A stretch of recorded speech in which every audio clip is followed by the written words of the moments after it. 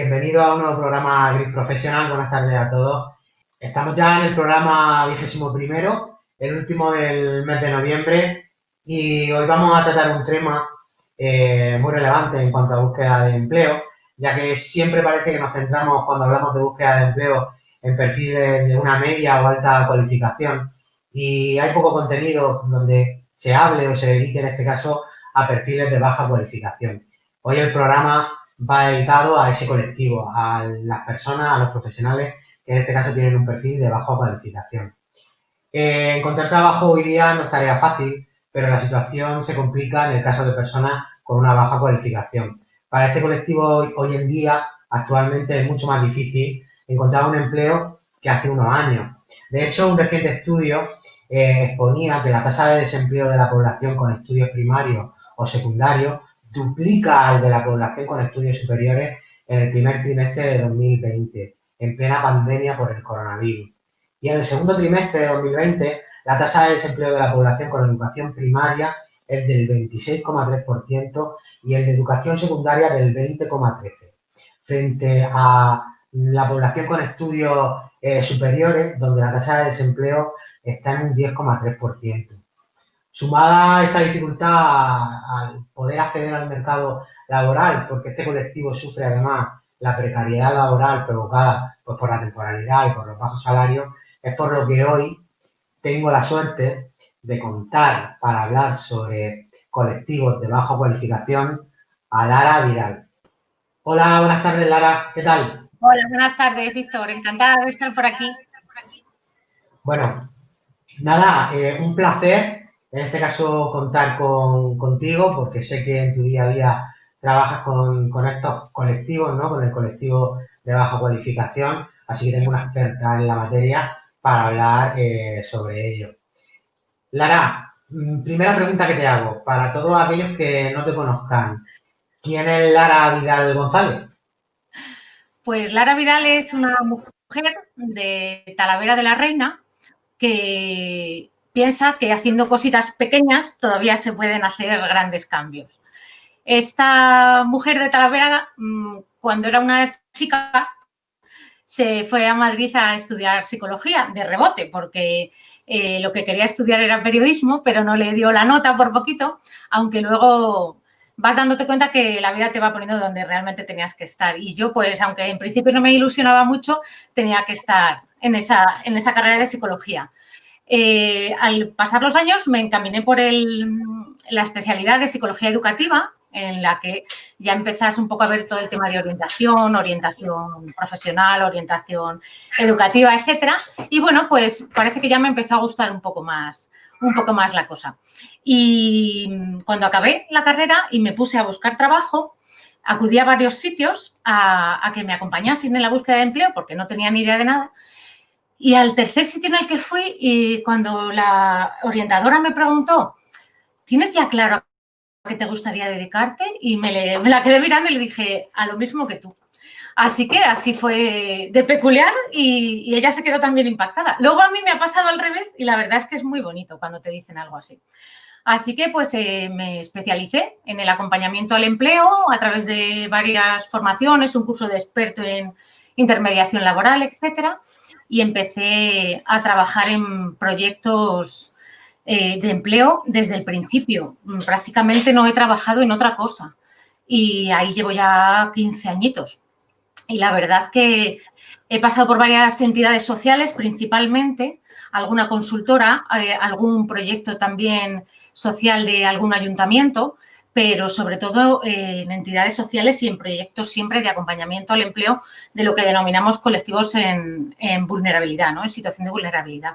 Con lo cual, esto es mi parte profesional, pero me define muchísimo porque yo creo que a esta profesión le acompañan unos valores que dicen mucho de ti como persona. Y bueno, pues hace ya 8 años aterricé en la entidad en la que estoy ahora, que es Cruz Roja, en el plan de empleo de Cruz Roja.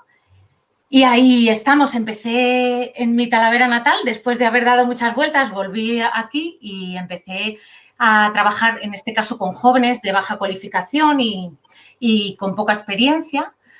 Y aquí estuve 3 años, 4, y luego ahora estoy acompañando a mis compañeros. Es decir, ahora soy lo que a mí me gusta decir orientadora de orientadores, para que sigan siempre actualizándose y yo con ellos y ellas, eso está claro.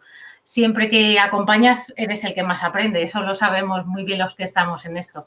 Y ahí estamos, siempre optimizando nuestros equipos para que las personas a las que acompañamos tengan la mejor atención. Y para eso es necesario, pues ya sabemos, el beta permanente, el permanecer siempre aprendiendo y creciendo, pero sobre todo con la visión puesta en ellos y ellas, para que siempre reciban la mejor atención, que es la que merecen.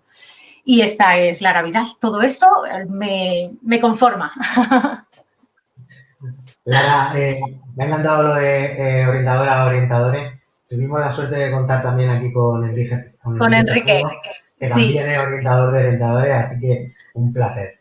Sí, además es un término que nos gusta mucho a los dos, nos gusta mucho a los dos el término, porque es muy bonito al final, ser la persona que acompaña, tú sigues siendo orientador, porque orientador eres siempre, pero cuando además acompañas a colegas de la profesión, es que es muy bonito, es muy chulo ese concepto. Lara, bueno, el programa de hoy ya hemos dicho que va a estar centrado en perfiles de baja cualificación, en este colectivo. Por tu experiencia, por los años que llevas trabajando con este tipo de colectivos, ¿cuáles son las principales dudas que muestran las personas con un perfil de baja cualificación en cuanto a la búsqueda de empleo, cuando se tienen que poner a buscar un nuevo proyecto o un nuevo trabajo? Pues por desgracia, sus principales dudas son sobre sí mismos. Esa es lo más doloroso, ¿no? Cuando te sientas enfrente de personas que pues no han tenido la oportunidad de formarse por millones de cosas. Hay millones de razones que hacen que una persona o no termine una serie de estudios o ni siquiera pueda empezarlos o quede en ese grupo en el que llamamos de baja cualificación. A mí tampoco es un término que me encante. Me parece que es de baja diplomación, a lo mejor, o de baja... Pero la pena es esa, que sus dudas son sobre su propia capacidad cuando en realidad sí tienen, ¿no? Ahí encontramos personas con muchos complejos. Como yo no he estudiado, como no he podido estudiar, como yo no me he formado, tú como tienes carrera, ese tipo de expresiones son muy habituales. Y hay muchas veces que reconducir ese diálogo interno, ¿no? De estas personas, porque es verdad que no es real, no es real. Simplemente, yo muchas veces lo digo, tú lo que no tienes son diplomas, no tienes títulos, pero ahí es cuando empezamos a hablarles, ¿no?, de las competencias. Muchas veces sus frases son, no sé si voy a valer, no sé si valgo para algo, no sé, yo es que no valgo para nada, ¿no? Muchas veces es lo que les han repetido probablemente en un sistema educativo de X tipo o en un sistema, en una cultura también en el ámbito social, se lo habrán repetido, incluso familiar muchas veces, ¿no? Les han repetido, si tú es que no sirves, si tú es que no vales. Y claro, te lo acabas creyendo porque te lo dicen y además tú te lo repites. Con lo cual, lo primero es desmontar ese argumento. Tienen también...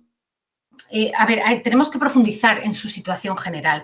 Una persona de baja cualificación nunca es una circunstancia aislada de su perfil, ¿no? Hay algo siempre ahí. O hay un problema familiar o social o contextual o puntual, pero hay algo más.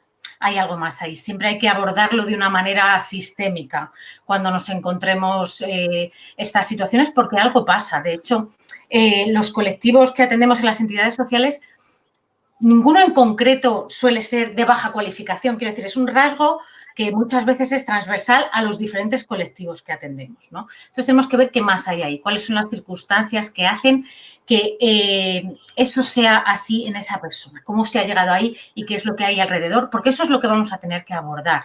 Una persona en su conjunto, no una persona con una circunstancia que es baja cualificación, sino una persona en un conjunto y tenemos que desenmarañar qué está pasando ahí, ¿no? Y también porque con todo eso vamos a determinar el camino que vamos a recorrer juntos o juntas. Entonces, es muy importante para dibujar este camino saber cuál es el punto de partida para poder acompañar a esa persona en su camino. No olvidemos que es su camino en el que le acompañamos. Y también presentan, y esto es curioso, muchas dudas sobre lo que es la orientación. de pronto se ven ahí, ¿no? Con una persona que les hace preguntas de su vida personal, de su vida económica, de su vida profesional. Y es muy importante explicarles de antemano por qué les vas a hacer esas preguntas, para qué necesitas esa información, explicarle desde el inicio que es para él, que esa información no es para ti, que no es para una estadística, que no es porque te den subvenciones, porque muchas veces pues ya oyes de todo, pero porque están cansados. Mucha gente está muy mareada de ir a un sitio y de ir a otro. Entonces, es importante explicarles desde el principio, porque ahí tienen muchas dudas también, qué es un proceso de orientación. ¿Por qué necesito esta información? Para trazar el qué junto con esa persona. Y ahí ya relajan un poco, ¿no? Cuando tú le explicas por qué, pues claro, si lo entienden perfectamente. La cosa es esa, que todos tengamos la misma información de los que estamos sentados a la mesa de por qué se están haciendo estas preguntas, a ti qué te importa si cobro una ayuda o tal, si tú no eres el Servicio Regional de Empleo, ¿no? Yo no tengo que darte explicaciones, pero tú enseguida les haces partícipes de que eso es para ellos, que necesitas tener la foto global para acompañarles mejor. Y también muchas dudas sobre sus opciones reales. Es decir, muchas veces no son conscientes de que sí hay opciones que pueden llevar a cabo o simplemente no las conocen. Opciones de volver a formarse, opciones con su perfil de trabajar, que también es posible y lo tienen completamente descartado porque yo dónde voy. Entonces, es muy importante también que desde el principio sepan que hay opciones, que con su perfil hay diferentes opciones que simplemente no están teniendo en cuenta o no están barajando por desconocimiento, pero que las hay. Y que vea que desde el principio podemos barajar diferentes cosas con las que trabajar, hacia las que dirigirnos. Eso también les da un poco de, bueno, entonces estoy donde tengo que estar. No pasa nada. O sea, no me he equivocado viniendo aquí, no es un trámite más, no es un papel más, sino que, bueno, entonces estoy aquí por esto, necesitan saber mi situación por esto y hay opciones, con lo cual, a partir de aquí, puedo trazar un camino. Entonces, bueno, esas dudas son muy, muy relevantes al principio de un proceso de acompañamiento al empleo y muy sensible que se salde bien esa conversación, que se dé toda la información a la persona que vas a acompañar. Lara, y una vez que en este caso conocéis ese punto de partida con esta persona, ¿cuáles son los diferentes caminos hacia los que se puede dirigir? ¿Cómo lo ayudáis desde las áreas de orientación sociolaboral para revertir esa situación? Bueno, pues es lo que se llama, ¿no? Orientación pura y dura. Para revertir esa situación solo la va a revertir la persona. Es decir, nosotros y nosotras, las personas que acompañamos al empleo, digamos, si hay un camino, hay un caminante y hay un destino, nosotros solo somos la linterna. Es decir, el camino es de la persona es la caminante y el destino es suyo. Nosotros solo ponemos una linterna y según quién, a veces sin pilas. Con lo cual, esto es necesario tenerlo claro, ¿no? Porque no somos ni los salvadores de nada, ni solo somos los que tenemos un poco más de información y con eso vamos a exprimirte para que saques lo mejor de ti y tú traces tu camino, lo camines y llegues a donde quieras llegar. Lo primero que hacemos con una persona que se nos presenta en nuestros servicios de acompañamiento al empleo es valorar su situación, un poco lo que te decía antes. Sobre todo, en muchas ocasiones valoramos su situación social porque hay momentos en los que una persona no está para buscar empleo y eso lo tenemos que detectar. Es decir, a lo mejor tiene otras urgencias que cubrir antes de empezar a buscar trabajo. Y como estamos en una entidad generalista, las abordamos también, porque podemos acompañarles en otras cosas previas a la búsqueda de empleo. Una persona tiene que tener alimentos, una casa y unas condiciones de habitabilidad para poder pensar en su búsqueda de empleo y poder enfocarla de manera óptima. Con lo cual, lo primero, esa evaluación social para acompañarle, si es necesario, que en muchas ocasiones no, en unos objetivos previos. Después, pues vamos a entrar ya en un terreno que da para mucho en esta conversación, que es conocer si esa persona tiene un objetivo claro y conocer sus competencias, que muchas veces esa persona ni siquiera las conoce. Entonces, después de una evaluación social, vamos a hacer una evaluación competencial. Vamos a ver si esa persona reconoce sus propias habilidades, sus propias destrezas, si sabe extrapolarlas a otras cosas. A lo mejor, sobre todo en el caso, por ejemplo, de mujeres, tenemos muchas mujeres con muchísimas habilidades y destrezas desarrolladas en su vida personal, pero que no saben extrapolarlas al terreno profesional. Entonces, es decirle, pero vamos a ver, si tienes una gestión del tiempo impecable, tienes una capacidad de organización, tienes una capacidad de comunicación, vamos a trabajar en llevárnoslo a la parte profesional. Entonces, lo primero es si tienen objetivo y si tienen identificadas sus competencias, tanto las que tienen para bien como las que a lo mejor tienen un poquito más flojas. Y ahí es cuando además les hacemos saber que lo que no, otra vez, ¿no? Por si acaso, les decimos que lo que no tienes son diplomas, pero que sí que tienes habilidades. Vamos a subrayarlas en amarillo y vamos a evidenciarlas, primero para esa persona, para que sea consciente de que las tiene y después para que aprenda a contarlas y a evidenciarlas, evidentemente. Y respecto al objetivo, nos podemos encontrar dos situaciones en este primer momento en el que intentamos revertir su trayectoria. Que no tenga objetivo, que no lo tenga claro, que no sepa hacia dónde quiere dirigirse profesionalmente, con lo cual el primer paso sería acompañarle a definirlo y la otra opción, bueno, acompañarle a definirlo, que lo digo así a la ligera como si eso fuera echar la tarde. No, me imagino que lo dices porque la típica respuesta es yo quiero trabajo, me da igual, de lo que sea y como sea. De lo que sea es la frase. Esa es la frase. Es verdad, pero es eso, que parece que lo voy así a pasar como, bueno, pues definimos el objetivo y ya está. Definir el objetivo es un paseíto entretenido, es a la vez bonito, pero a la vez complicado. Pero es verdad que es un trabajo necesario, aunque solo sea porque ya lo de definir como objetivo profesional un puesto en concreto, ya tenemos que olvidarnos de eso por el tipo de mercado laboral en el que estamos entrando, en el que ya estamos. Pero al menos definir con la persona el ámbito laboral al que le gustaría dedicarse, un poco el área, ¿no? Para que dentro de ese área pueda ir moviéndose, como todos sabemos que vamos a estar en danza prácticamente toda nuestra carrera profesional. Entonces, es importante definirlo. Si ya tiene más o menos definido ese objetivo, vamos a trabajar en definir los pasos que hay que dar para llegar a ese objetivo. Yo siempre lo defino como una ruta de autobús. Tú estás esperando el autobús y ese autobús te lleva a la parada objetivo profesional. Entonces, entre medias hay diferentes paradas que tienes que ir haciendo para poder llegar a la final. Y normalmente no te puedes saltar ninguna. No vale hacerse trampa a sí mismo.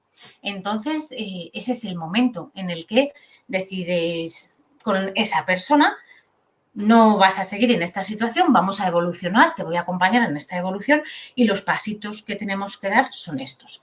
Y es lo que se llama dibujar el itinerario personalizado de inserción, el itinerario individualizado de inserción. Ahí ya, según diferentes entidades, que somos muchas las que trabajamos y trabajamos bastante bien en todo esto, lo vayamos definiendo. Y en ese itinerario, principalmente hay 3 medidas que se suelen hacer.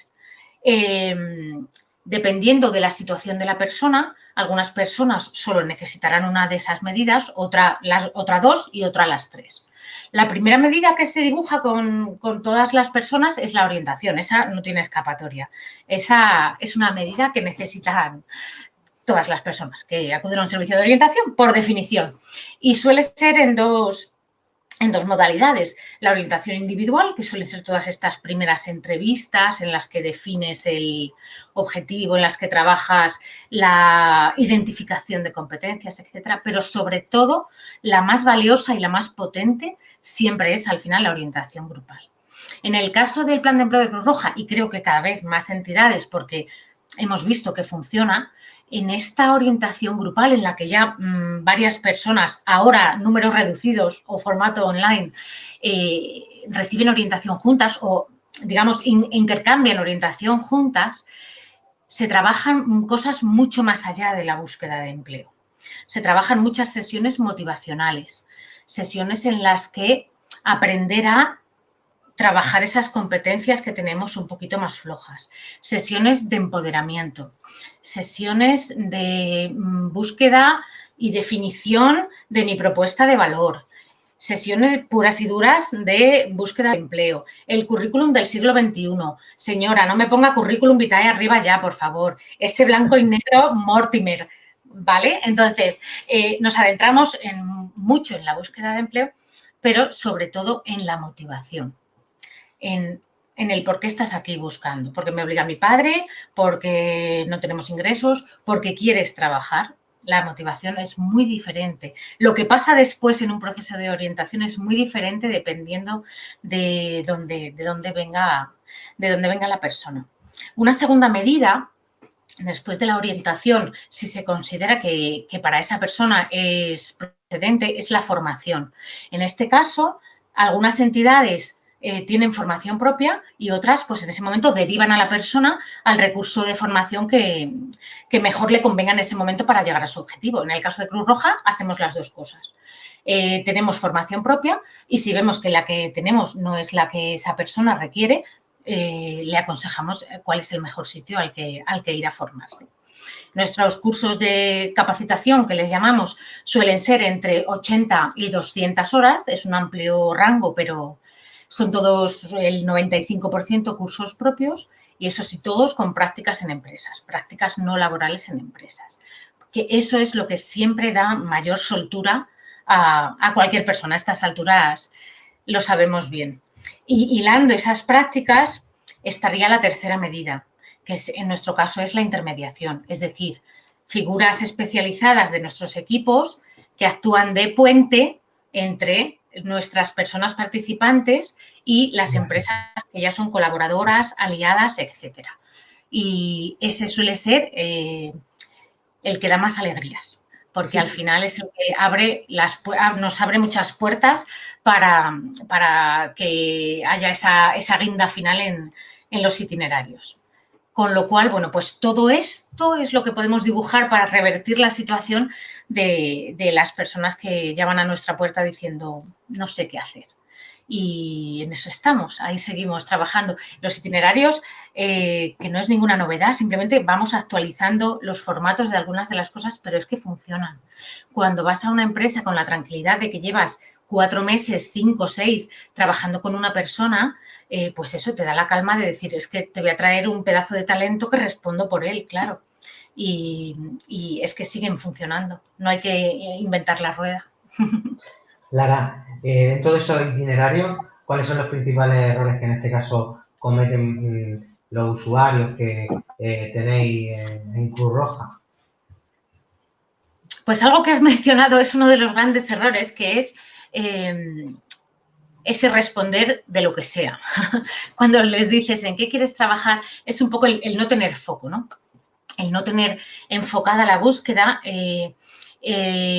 Cuando a mí me decían o me dicen eso de lo que sea, le digo, vale, pues hay una plaza de neurocirujano en el hospital. Y me decían, no, hombre, no. Digo, pues ya no es de lo que sea, ya no es de lo que sea. Para que entiendan la importancia de definir tanto lo que quieres como lo que no quieres, lo que crees que puedes, lo que realmente puedes, que muchas veces es más de lo que tú crees. Entonces, definir todo eso es importantísimo.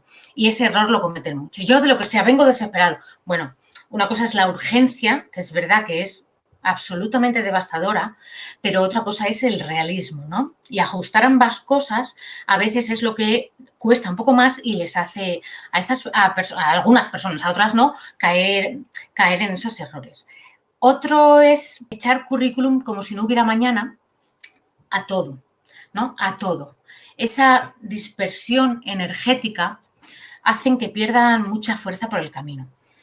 Y es normal porque tú piensas, a más eche, más posibilidades. Claro, o sea, en realidad es una regla de 3 perfectamente lógica. Aunque luego cuando profundizas un poco ya vemos juntos que eso no es así, que no es una ley de probabilidades. Es verdad que si echas más puedes conseguir más dentro de un enfoque y un camino trazado con muchísima más claridad. Pero y otro... Iba a decir que la desmotivación tiene que ser brutal, porque al final echan muchos currículums, sí, pero si cada vez que echan un currículum lo descartan o no reciben ningún tipo de Eso respuesta, es, al final te hunde psicológicamente el eso estar es. buscando empleo y ver que las empresas no dan respuesta. Y Claro. el error principal posiblemente es que estás postulando a puestos de trabajo para los que no cumplen el perfil. Eso es, y eso genera una frustración que puede hacer que se tire la toalla. Con lo cual, lo primero es enfocar y decir, no, no eches 100, echa 5, pero que sean muy certeros, ¿no? Y recordarles que hay que tener estrategias, que no, esto no es al puñado ni al peso, sino que es estrategia. Y para esa estrategia muchas veces hay un error que, no sé si esto es bueno o malo, pero es como bastante español, ¿no? El que te cueste dejarte ayudar, ¿no? O reconocer que, o incluso por desconocimiento muchas veces, esta cosa de si mi coche se rompe, lo llevo al mecánico sin ninguna duda, si estoy malito, voy al médico o llamo y cruzo los dedos para que no se haga el bicho, pero si tengo que buscar trabajo, o por desconocimiento o por otras causas, no solicito ayuda o no recurro al profesional adecuado, ¿no? O a ninguno, vamos, básicamente. Entonces, este es otro error que detectamos en muchísimas personas. ¿Qué podemos decirle a estas personas? Que hay cientos de compañeros y compañeras que van a estar encantados de ayudarles. Que si han tenido una mala experiencia en algún acompañamiento al empleo, vuelvan a probar, porque hay muchísimos profesionales muy buenos, muy especializados en todo esto. No hace falta que te busques a un megastar, super coaching, Clander, ¿vale? Orientadores y orientadoras de toda la vida. Creo que hay personas muy preparadas a lo largo de muchísimas entidades que ofrecen un servicio muy bueno para que todas las personas tengan el acompañamiento al empleo que se merecen. Así es que errores a evitar. Echar currículums a mansalva, vamos a focalizar y a tener estrategia. Hay que dejarse acompañar por profesionales y no buscar de lo que sea. Principalmente esos son los errores que hemos detectado que, bueno, se puede mejorar, se puede mejorar. Clara, la demanda de empleo en España Mm. siempre se ha concentrado principalmente en el empleo de baja cualificación, pues como el sector de hostelería, comercio, logística, agricultura, construcción. Sin embargo, con la actual pandemia, pues ha provocado que esta demanda caiga en picado, además en determinados sectores de los que he mencionado, como puede ser la hostelería o como puede ser, por ejemplo, el comercio. ¿Qué Mm. recomendaciones podríamos darle a una persona que tenga un perfil de baja cualificación y que se haya visto afectado por una baja demanda de empleo en su actual sector? Es decir, si yo soy camarero y ahora no hay trabajo en mi sector, ¿qué puedo hacer si además no tengo estudio? Pues es muy importante mirar hacia los sectores. Uno, que con tus competencias que traes de tu sector habitual sean extrapolables a ese sector. Por ejemplo, ¿qué quiero decir con esto? Desde las fábricas, desde la industria, por ejemplo, que son producción en cadena, las empresas mismas nos dicen que personas que vienen de la confección trabajan muy bien después en fábricas de industria y producción en cadena. Y al revés, desde varias cadenas de supermercado nos dicen que personas que vienen también tanto de confección como de industria, producción en cadena, funcionan muy bien en caja de supermercados. Es decir, tienes que, pues eso, con alguien profesional que te acompañe, detectar qué competencias has desarrollado en tu sector tradicional que te pueden servir para otros de los que sí están generando empleo. Y ponernos a mirar en esos sectores que sí están creando empleo y que además nos dicen que van a crecer. Parece que ahora todo se ha parado, pero hay sectores que van a crecer. ¿Qué sectores van a crecer? Va a crecer, bueno, no ha dejado de crecer y es normal y todos lo entenderemos y seguirá creciendo la logística. Toda la cadena logística, desde el momento en que tú haces clic haciendo un pedido, a todos los puestos el que recoge el pedido, el que lo traslada a un almacén, el que en el almacén lo empaqueta, el que paletiza varios paquetes juntos, el que lo traslada en un camión, el que cuando llega a la localidad de entrega lo coge del camión y lo va a repartir a tu domicilio. Todos esos puestos se han disparado, evidentemente, durante la pandemia porque todos hemos pedido a domicilio y va a seguir creciendo. ¿Por qué? Porque ya nos hemos acostumbrado y cada vez más el pedido a domicilio va a ser un sector que dé muchísimo trabajo. Este trabajo, aunque muchas veces se ha calificado de baja cualificación, ojo, porque sí que requiere cierta formación. Formación, por ejemplo, que se nos olvida a veces y la logística también es atención al cliente. Todos tenemos en la cabeza esa empresa que nos hace llegar un paquete de esa manera y esa otra que a lo mejor no.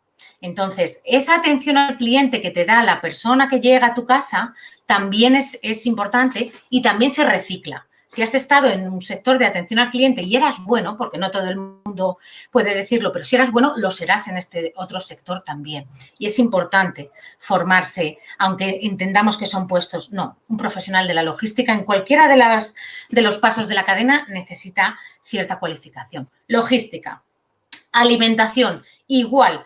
Toda la cadena alimenticia. En la pandemia ha habido muchísimos problemas para tener recolectores en el campo, porque la gente le daba miedo, porque no podíamos desplazarnos por X motivos. Toda la cadena, desde que las personas que siembran una semilla, bien sea para alimentación o para alimentación animal, las personas que crían esos animales, las personas que los transportan, que lo llevan al supermercado, el personal de supermercado, etcétera.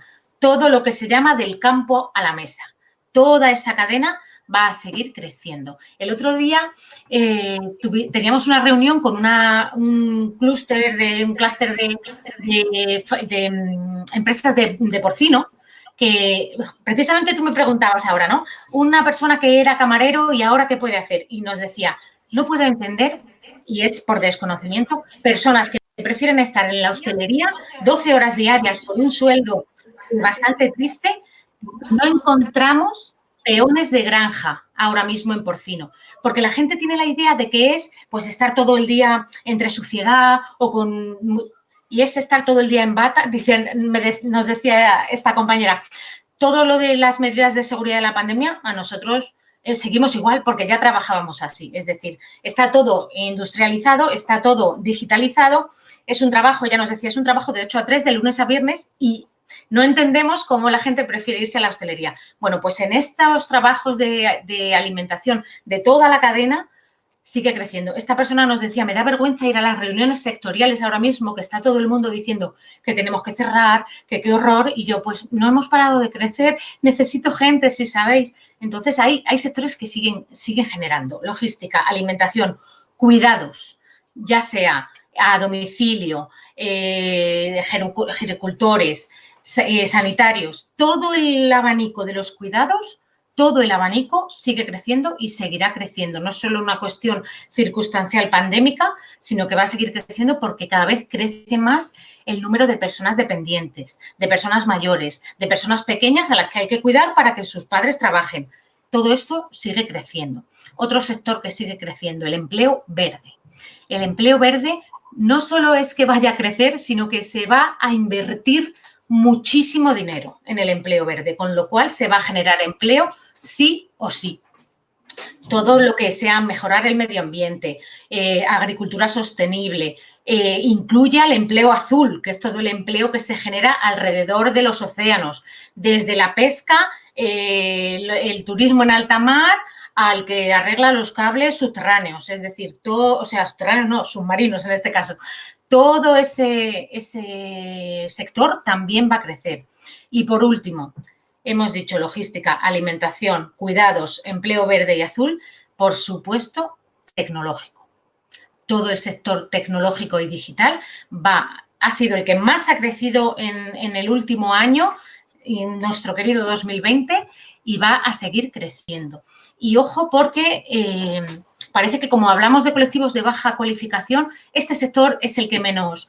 No nos equivoquemos, hay puestos dentro del sector tecnológico y del sector digital muy accesibles para cualquier persona, sea cual sea su trayectoria, tanto formativa como laboral. Lo hemos visto, por ejemplo, en nuestro proyecto Empleando Digital, personas que no habían terminado la ESO o que no tienen homologados estudios o que solo tenían la ESO o una FP básica y están trabajando de programadores junior con contrato indefinido en grandes consultoras.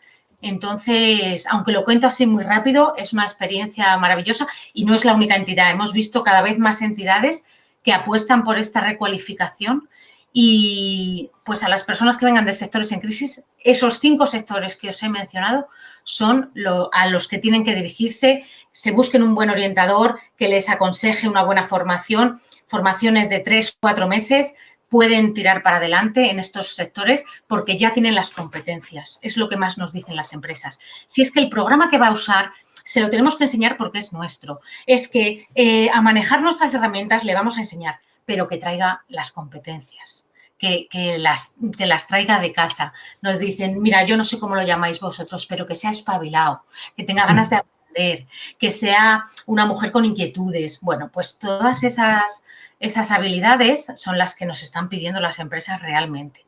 Las más técnicas se pueden entrenar, tanto un curso que acordemos con esa empresa, que lo impartimos nosotros especialmente para ellos, como si luego ellos cuando entre la persona. Pero sobre todo el entrenamiento en competencias para cualquiera de los sectores que vayas a elegir es fundamental, fundamental. ¿Verdad? Y dentro de esos sectores de los que estamos hablando, ¿en qué sectores en este caso realiza formación Cruz Roja Española, ¿no? ¿Y qué puede hacer una persona en un momento dado que esté interesado en realizar ese tipo de formación?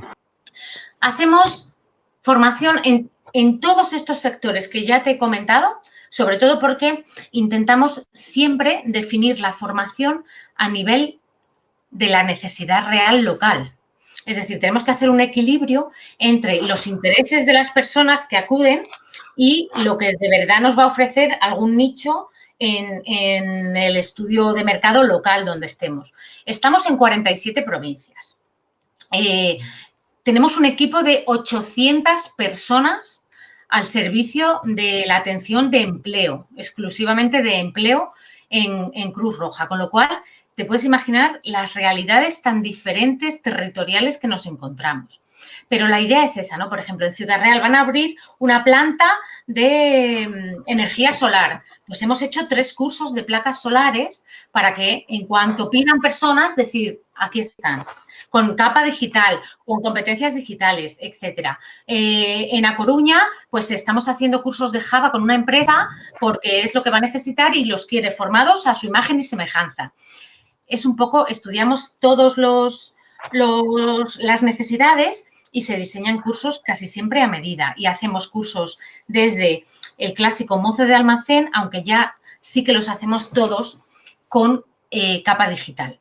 Es decir, desde hace 2 años, gracias a nuestro socio tecnológico, que en este caso es Accenture, se detectó que todas las profesiones tradicionales de las que veníamos hablando, camarero, almacén, limpiador, auxiliar de geriatría, todas ya tienen una capa digital.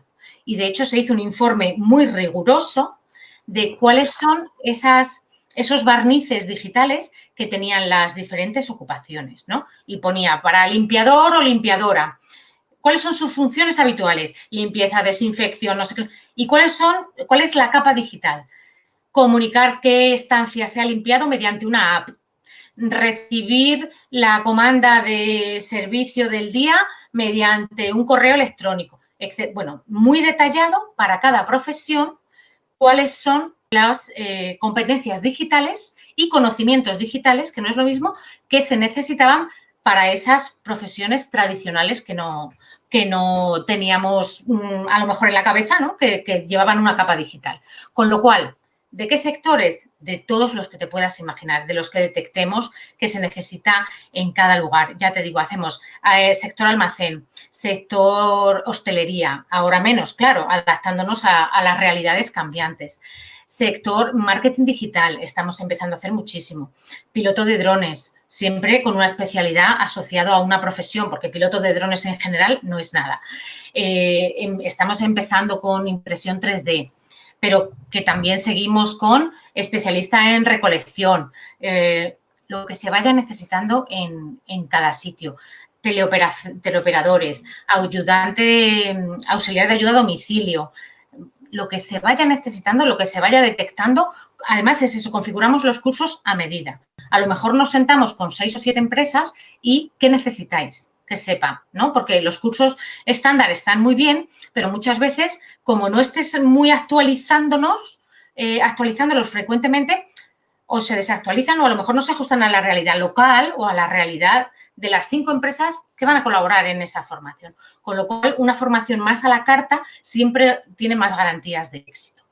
Y pues ahora mismo mirando sobre todo en esta dirección, en estos 5 sectores que más proyección tienen, es donde estamos aterrizando las últimas formaciones.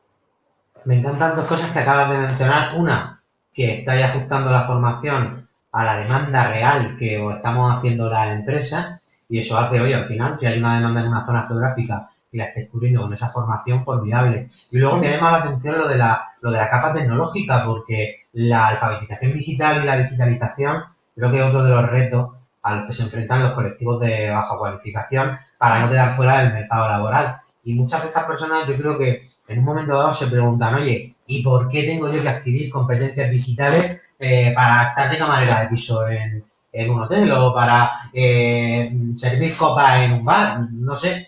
Y no sé de qué manera le hacéis entender en este caso a esas personas que sí requieren o que sí necesitan esas competencias digitales. Lo mejor que les podemos contar es el ejemplo.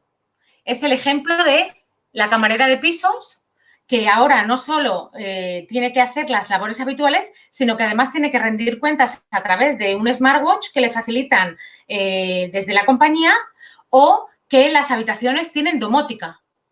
Con lo cual, ahí entran en juego unas competencias digitales muy potentes. De hecho, una de las pruebas que hemos hecho, por ejemplo, en el Plan de Empleo de Cruz Roja, y me consta que en otras entidades, es ¿cómo practicamos estas competencias digitales? No, porque no puedes estar yéndote a un hotel con domótica así a la ligera. Pues se está trabajando con realidad virtual. Se han diseñado programas en los que tú te pones tus gafas y estás en una habitación de hotel en la que tienes que, con la domótica, programar las persianas para cuando te ha dicho el cliente, programar el despertador, las luces, etc. Entonces, esa es otra forma de incluir también la tecnología en la formación. Y ha funcionado bastante bien. Es como perder un poco el miedo. Luego, cuando ya estás en escenario real, te ayuda un poco a haberlo trabajado de esa manera. O decirle a un camarero que tiene que poner comanda electrónica, que ya está a la orden del día, cobrar con el teléfono móvil del cliente, etcétera. Todo eso son competencias digitales. Muchas de ellas las tenemos tan normalizadas que a lo mejor no lo entendemos como tal, pero después cuando les estás contando estos ejemplos, empiezan a verlo, ¿no? O cuando ya te dicen eso de, ¿y a qué teléfono tengo que llamar para esta oferta? Y tú le dices, al teléfono de 1990, porque ahora mismo ya casi ninguna oferta te va a facilitar un teléfono. Entonces, tus competencias digitales van a influir en tu búsqueda, en tu encontrar un trabajo y en tu mantener un trabajo. Y sobre todo con esos ejemplos de competencias digitales en ocupaciones que nunca hubiéramos imaginado o que algunas personas todavía lo ven un poco lejano, les aterriza mucho, ¿no? Y sobre todo eso, cuando ya pasan 3 ofertas que no han podido enviar por su falta de competencia y como les decimos los orientadores, ¿no? Lo que yo quiero es que tú puedas buscar, como las madres, que puedas buscar trabajo cuando yo falte. Entonces, tienes que desarrollar tus competencias digitales para poder hacerlo. Es que si no va a ser imposible. Pero cada vez lo aceptan más. Y tengo que reconocer que yo, que siempre intento buscar lo bueno de cada cosa, la pandemia para esto nos ha venido muy bien. El empujón digital es como, ¿qué excusa me ibas a poner? ¿De que las competencias digitales no eran para ti? Ahora ya nadie ya se excusa en esto no es para mí. Esto era para todos y ya lo veníamos diciendo algunos. Lara, tenemos por aquí varias preguntas en el chat. Tenemos a Emi que nos pregunta, ¿el tiempo, las prisas por acceder al empleo es el mayor enemigo en un proceso de orientación? ¿Cómo lo abordáis desde Cruz Roja? Pues intentamos trabajar con las personas que realmente pongan una lista de lo urgente y lo importante. Por eso te decía, muchas veces trabajamos paralelamente con compañeros y compañeras de intervención social, porque es verdad que si tienes una urgencia económica brutal, la búsqueda de empleo no es para ti un proceso, es un objetivo finalista, con lo cual ahí no va a funcionar. Tenemos que acompañarte en solucionarte lo urgente para poder centrarnos en lo importante. Y en esto pues entra en juego poder apoyarle económicamente, solucionar la urgencia para poder centrarnos y que desde la calma pueda dibujar su proceso de búsqueda, porque si no, muchas veces, si no conseguimos dar esa cobertura integral, pierdes a la persona participante. La pierdes porque muchas veces te lo dicen, ¿no? Yo escribí un artículo al respecto de yo no estoy para tallercitos. Yo no puedo estar viniendo a tallercitos, es que no tengo para comer. Bueno, pues en entidades que somos, que abarcamos varios ámbitos, podemos hacer ese acompañamiento más integral para poder hacer una búsqueda desde el que tiene para calentarse. Necesidades básicas para poder entonces encontrar eso. Eso es. Lara, Eso es. tenemos otra pregunta. Vanessa Ortiga nos pregunta ¿qué requisitos debes cumplir en este caso para poder acceder a las formaciones que hacéis en Cruz Roja? El requisito es que en los pasos previos hayas demostrado implicación contigo misma. Ese es el único requisito. Quiero decir, no hay requisito de formación previa, de perfil, simplemente que estés cumpliendo un compromiso contigo misma, que hayas estado asistiendo a tus citas de orientación, que hayamos visto que efectivamente en tu perfil puede encajar esa formación en ese momento. Quiero decir, muy pocas personas se quedan fuera de cursos por tiene que haber sido alguien pues, que no ha cumplido nada, porque ahí sí somos rigurosas con la asistencia, cuando se puede asistir, somos rigurosas, porque luego vas a meter a esa persona, vas a intentar que esa persona vaya a una empresa a la que tú vas a dar la cara. Entonces, en eso somos muy rigurosos, en que la persona sea muy comprometida, muy responsable, pero aparte de eso, que entendemos que la mayoría de las personas que vienen a solicitar nuestro acompañamiento lo son, no hay requisitos.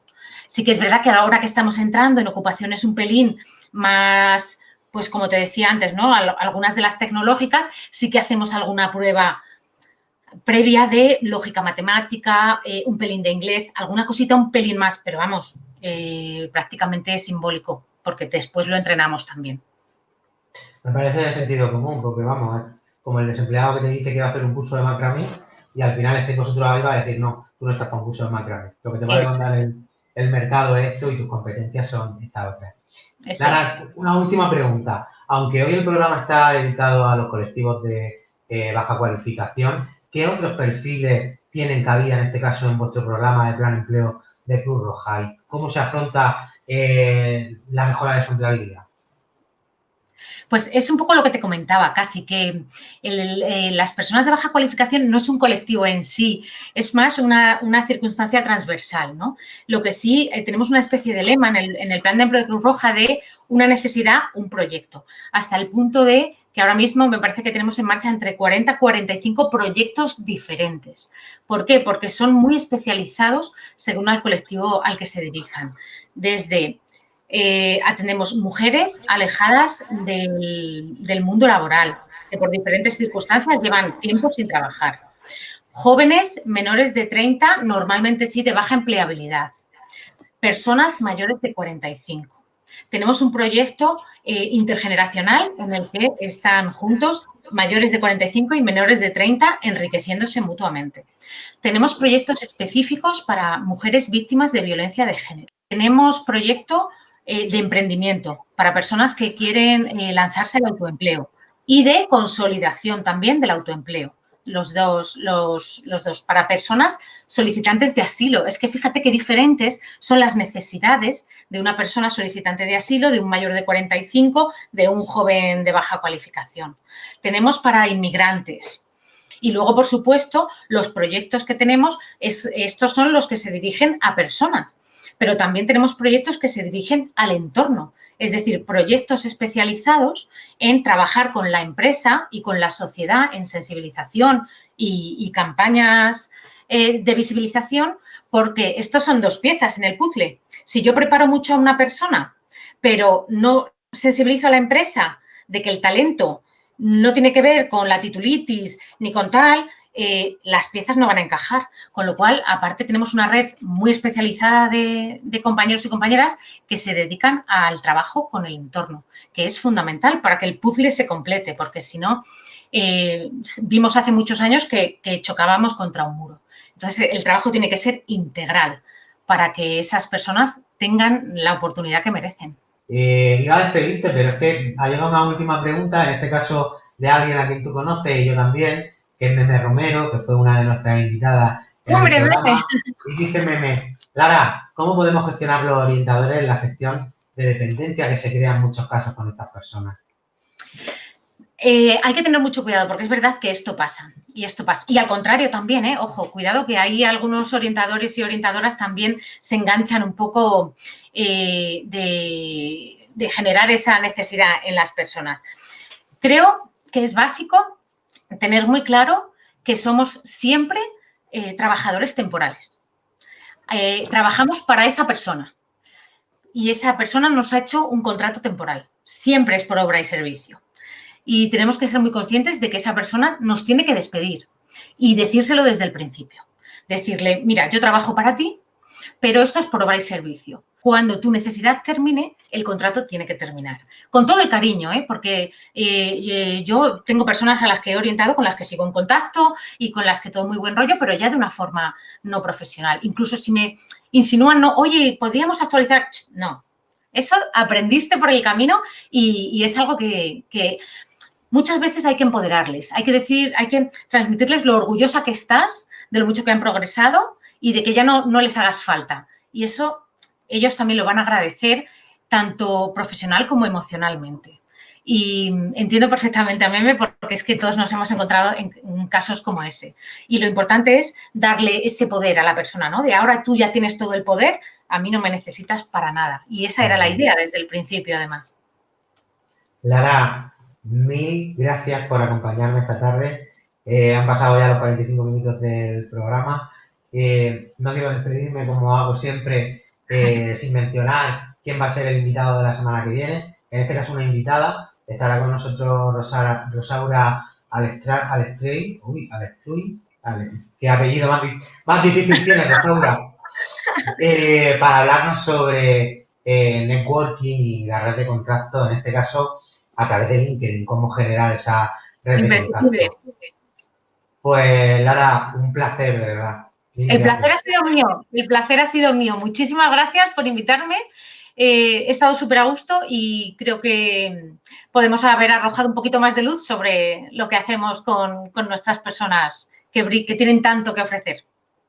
Hasta luego, Lara. Hasta luego.